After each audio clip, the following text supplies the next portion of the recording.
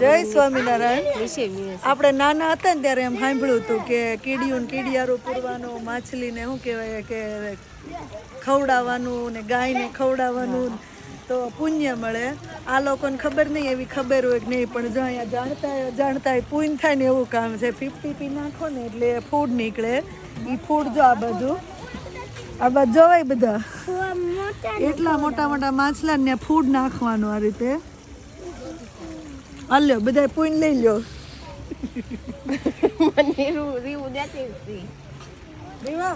રીવા ભાઈ ઘણા છે હજી. લે તું ઓલો કર લ્યો આશીષ. ખબર નહીં આ લોકોને ખબર હોય કે નહીં, પણ પૂન ભેગું થઈ જાય આજ ઘણું.